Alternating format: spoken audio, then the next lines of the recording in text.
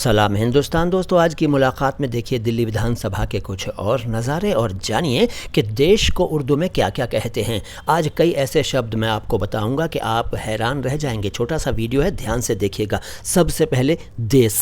देश को देश कहते हैं उर्दू में। पुरानी किताबों में अक्सर ये शब्द लिखा हुआ मिलता है, देश। देश का ये उर्दू रूप जो है ये शायद गलत उच्चारण वालों की वजह से चलन में आया होगा, ऐसा मेरा ख्याल है। क्योंकि देश भी उर्दू में लिखा जा सकता है, तो फिर देश क्यों चलता है मालूम नहीं। कारण शायद वही कि जिनका उच्चारण गलत था उन्होंने देश देश देश प्रचलित कर दिया और वही लिखा जाने लगा। देश शब्द आपको कई फिल्मी गानों में भी मिल सकता है। बहुत सारे गाने आपको याद आ गए होंगे। कोई गाना याद आया है तो कमेंट बॉक्स में लिखिए और मैं आगे चलता हूँ। एक शब्द है मुल्क, अरबी से उर्दू में आया है और आप जानते हैं कि देश को मुल्क कहते हैं, लेकिन कुछ और बताने वाला हूँ, बंद मत कीजिएगा वीडियो। मुल्क शब्द जो है ये आम तौर पर पॉलिटिकल या जियोग्राफिकल बॉर्डर्स के लिए इस्तेमाल किया जाता है और इसका एग्जांपल ये हो सकता है कि हमारे मुल्क में ताजमहल है। एक एग्जाम्पल आप ऐसा बताइए दोस्तों जिसमें आप बताएं कि फ़लाँ फिल्मी गाने में ये शब्द आया था। मतलब कोई गाना बताइए कमेंट बॉक्स में, कोई फिल्मी गाना जिसमें मुल्क शब्द आया हो। आप गाना सोचिए और मैं अगला शब्द बताता हूँ। अगला शब्द है वतन। ये शब्द आप जानते होंगे, लेकिन शायद ये न जानते हों कि अरबी से उर्दू में आया था वतन, और वतन कहते हैं जन्म स्थान को, मातृभूमि को, बर्थ प्लेस को, मदरलैंड को, नेटिव प्लेस को, होमलैंड को। जाए पैदाइश कहते हैं इसको उर्दू में, वतन को जाए पैदाइश। लेकिन देश के लिए भी ये शब्द चलता है और कई देशों में देश को फादरलैंड भी कहते हैं, ये आप शायद जानते हैं। वतन शब्द का एक एग्जाम्पल मैं बताऊंगा, लेकिन उससे पहले ये जान लीजिए कि ये लफ्ज़ इमोशनल अटैचमेंट शो करता है। और एग्जाम्पल है कि मेरा वतन हिंदुस्तान है।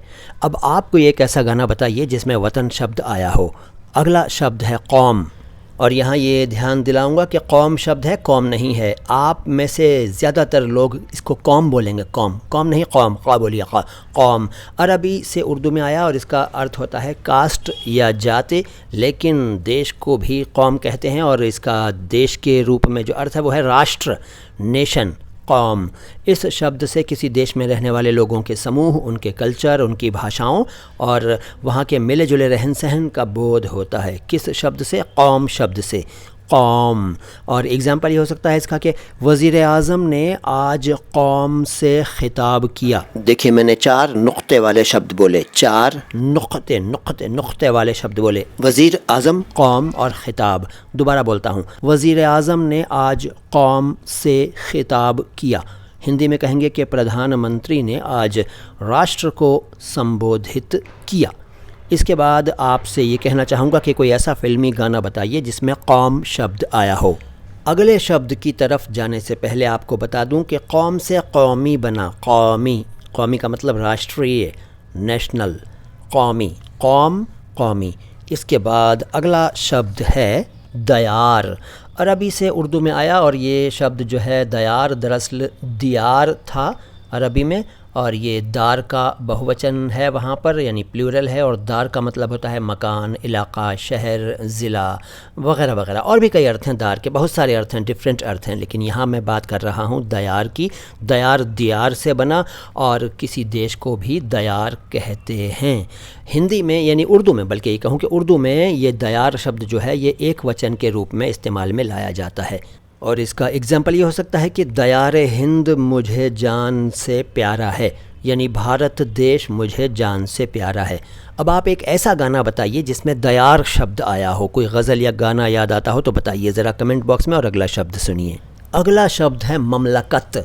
अरबी से उर्दू में आया और ममलकत का मतलब है देश, यानी किंगडम कह लीजिए, किंगडम, एम्पायर, कंट्री, टेरिटरी, बादशाहत, साम्राज्य, हुकूमत, सल्तनत, बहुत सारे शब्द हो सकते हैं इसके लिए। ममलकत। और ये शब्द मुल्क शब्द का कंपैरेटिवली ज़्यादा फॉर्मल और लीगल रूप है, और आप ये समझ लीजिए कि एक ऐसा देश जो एक प्रॉपर मैनेजमेंट और अपने खुद के बनाए हुए कानूनों और स्वाधीनता और स्वायत्तता के द्वारा संचालित हो, ममलकत कहलाता है, ममलकत।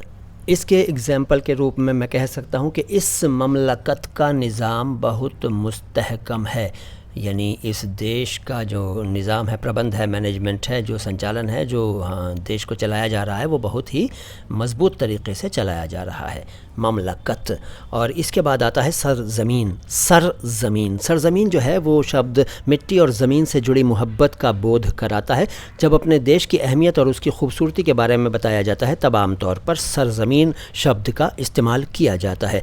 आपको मैं याद दिलाता हूँ एक एग्ज़ाम्पल के ज़रिए, और एग्ज़ाम्पल यह है कि आपने फ़िल्म खुदा गवाह का डायलॉग सुना होगा या फ़िल्म देखी होगी, जिसमें अमिताभ बच्चन जो हैं वो जब आते हैं इंडिया में और भारत की ज़मीन को देखते हैं तो कहते हैं कि सरज़मीन हिंदुस्तान अस्सलाम वालेकुम, और काबुल का ये पठान, और आगे कुछ कहते हैं वो, ठीक है ना।